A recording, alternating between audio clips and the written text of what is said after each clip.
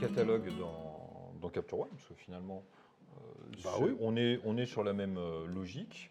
Et la différence avec les sessions qu'il n'y a pas dans Lightroom. Voilà. Alors en fait, je dirais que la session, globalement, si on fait un parallèle avec ce qu'on fait dans Lightroom, pour moi, l'équivalent de la session, c'est le catalogue d'un projet.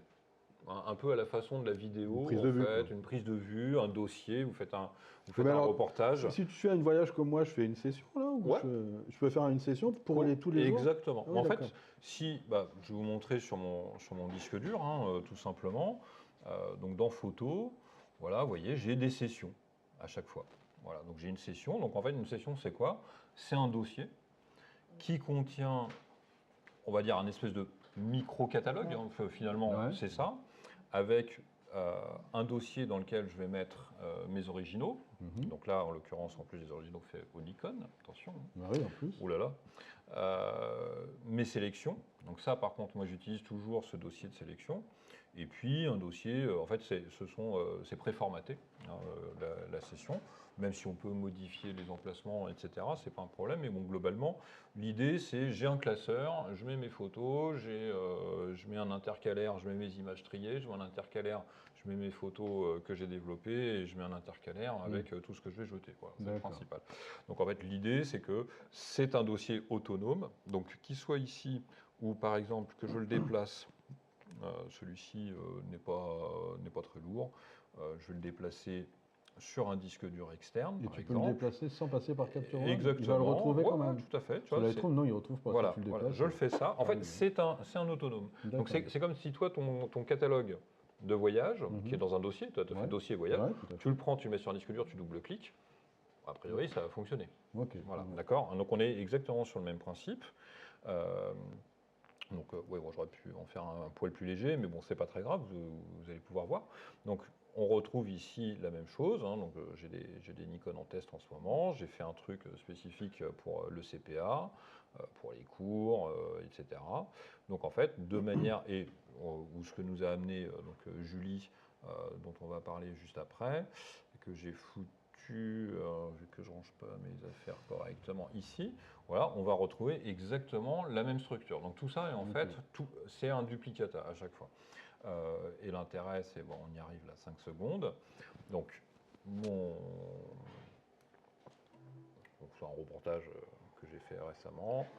Hop, voilà, je double-clique, je le lance, c'est parti. Voilà, fin de l'histoire, c'est prêt, c'est autonome, je te le passe, tu as Capture One, tu double-cliques, ça part. Et là, tu peux mettre des étoiles, des trucs. Complètement, je fais. Tout à fait. Si on reprend, donc j'ai mon dossier de capture avec les différents éléments, et puis le dossier de sélection dans lequel je mets justement, moi je fais mon pré-tri, je le fais avec les couleurs. L'équivalent du drapeau. En fait, ça c'est un truc qui manque un peu dans Capture One, c'est le libellé type drapeau que je trouve très très pratique dans Lightroom.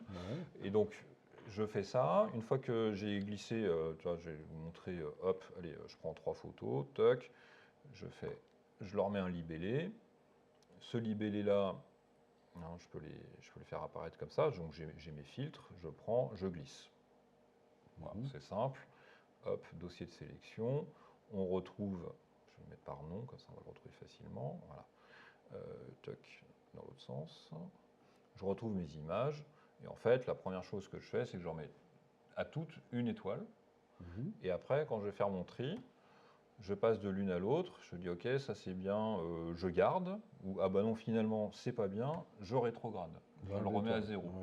Voilà. Ça c'est bien, je garde. Ça, je rétrograde. Et une fois que donc voilà, le tri est finalisé, je prends mon image, je la travaille. Je vais mettre juste un petit style pour qu'on puisse bien la distinguer tout de suite. On va mettre film.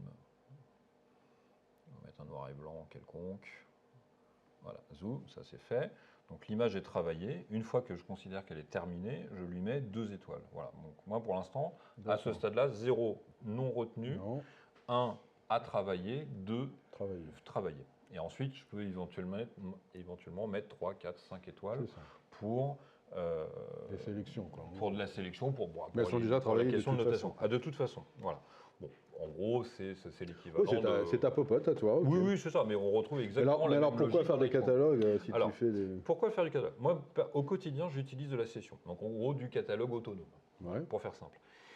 Quel est l'intérêt du catalogue sur la durée?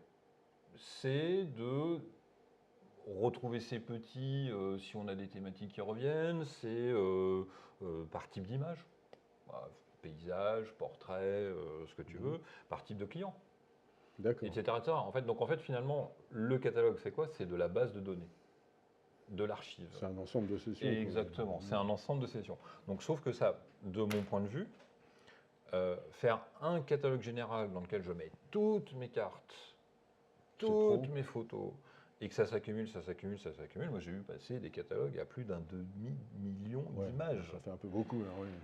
Ah, je peux vous donner un nom. Ce serait moi.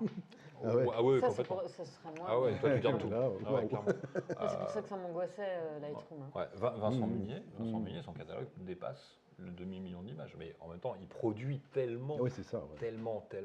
Et puis, quand il est face à un animal, il ne fait pas 2 clics. Donc, c'est compréhensible. Oui, bien sûr, non, mais aucun problème là-dessus. Un mariagiste, au bout de 5 ans, je pense que 200 000 photos, ça le fait rire. Quoi. Voilà. Donc, il y a comme ça des métiers dans la photo où forcément, on fait beaucoup de volume. Après, à tort ou à raison sur le fait de cliquer à tout va, mais ça, c'est un autre débat. Mais pour le coup, accumuler comme ça cette quantité d'informations sur la durée, personnellement, je trouve qu'on y perd. On perd en temps, on perd en sécurité informatique, on perd en souplesse de travail, etc. Donc je trouve. Oui, puis tu peux avoir des concurrents dans le même catalogue, et là, ça ne le fait pas du tout. Là. Ouais, bon, après, c'est censé l'avoir que pour toi, hein, c'est ton outil de travail. Ouais, mais enfin, on ne sait jamais. D'où l'intérêt, justement, de sortir. Par exemple, j'ai deux concurrents, je prends les images de mon premier concurrent, je fais créer un catalogue à partir d'eux. Tu fais différent, quoi, comme ça, il n'y a plus d'embrouille. Voilà, donc il n'y a pas de souci.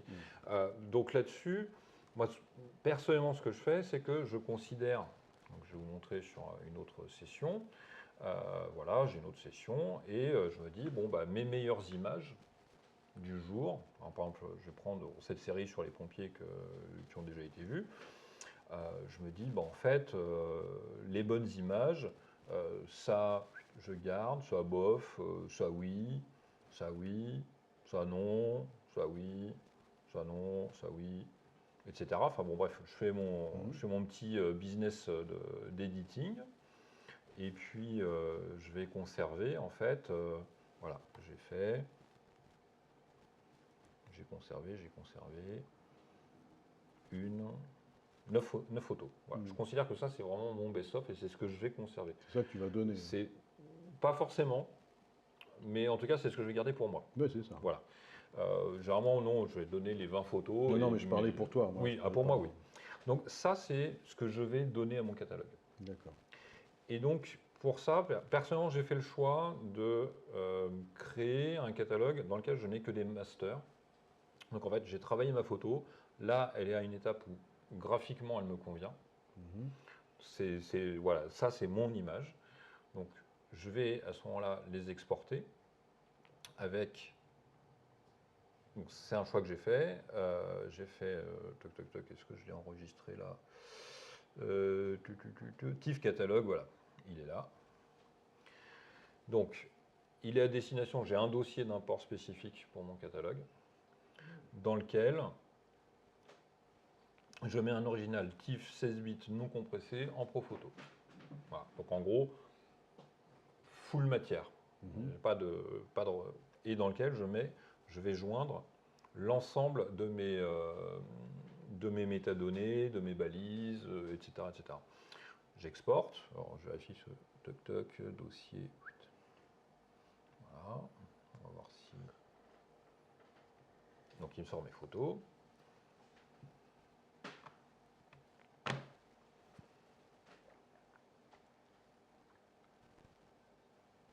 Oui, vu qu'il n'a pas le dossier, forcément ça va vautrer. Je vais le refaire. Je vais choisir un dossier. Hop. Bureau.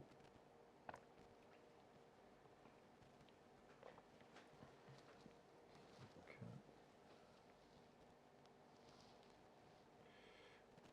vais faire ça et je vais faire catalogue.